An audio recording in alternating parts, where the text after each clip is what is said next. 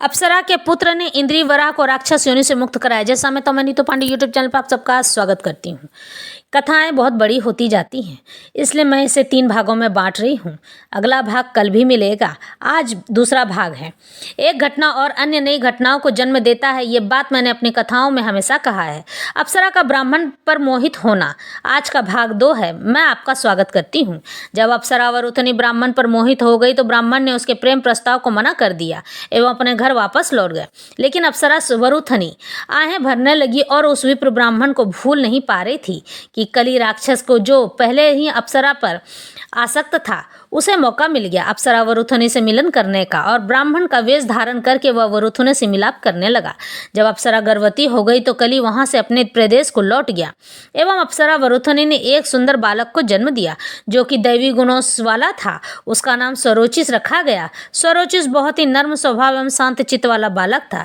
स्वरोचिष बड़ा हुआ तो एक दिन स्वरोचिष विहार कर रहा था, यानी घूम रहा था, कि तभी एक कन्या वहां पर भागती हुई आई और स्वरोचिष से कहा कि हे विप्रवर, कृपा करके मेरी सहायता कीजिए, मुझे बचाइए।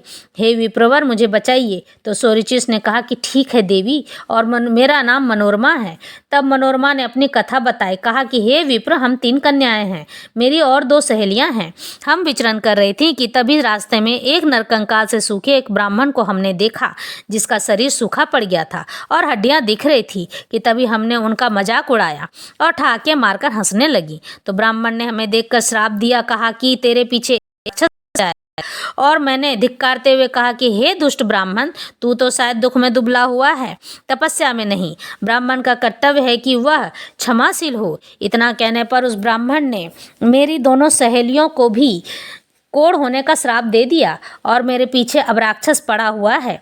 हे विप्रवर, मेरी सहायता करें, एवं जो मैंने अपने पिता से शस्त्रों का ज्ञान पाया है वह दिव्य रूप से आपको प्रदान करती हूँ। कि तभी वह राक्षस मनोरमा के पीछे दौड़ा चला आया और जब विरोचिस ने उस राक्षस पर अपना तेजोबल वाला धनुष तान दिया तो वह राक्षस हाथ जोड़कर बोला कि मैं इस कन्या का, मनोरमा का पिता इंद्रिवराक्ष हूँ। तो विरोचिस ने उनकी दशा कैसे हुई पूछी तो इंद्रिवराक्ष ने कहा कि हे विप्रश्रेष्ठ, पूर्व काल में मैंने एक ब्रह्म मित्र मुनि से आयुर्वेद की शिक्षा ग्रहण करने के लिए विनती की, किंतु उन्होंने मुझे विद्या देने से मना कहा कि लेकिन जब मुनि ब्राह्मण अन्य शिष्य आयुर्वेद की शिक्षा दे रहे थे तो मैं वहीं अदृश्य होकर आयुर्वेद की शिक्षा को ग्रहण करने लगा। शिक्षा हुई तो मैं जोर से हंसने लगा और मुनि श्रेष्ठ पहचान गए एवं मुझे कहा कि तुम राक्षस की भांति हंस रहे हो तो तुम राक्षस हो जाओ। इस पर मैंने उनके चरण पकड़कर क्षमा मांगी तो उन्होंने कहा कि जो दिव्य पुरुष तुम्हारी कन्या को बचाते हुए तीर तान देगा, उस दिन तुम पुनः अपने स्वरूप में आ जाओगे। हे विप्र स्वरोचिष, मैं आपको अपने गुप्त आयुर्वेद की विद्या प्रदान करता हूँ। तो तभी विरोचिष को इंद्रिवराक्ष राक्षस जो था उसने अपनी कन्या मनोरमा का विवाह करा दिया। तब विरोचिष की पत्नी मनोरमा अपने पति विरोचिष को लेकर अपनी दोनों सहेलियों के पास जाती है। शेष भाग अगले भाग में, यानी कल।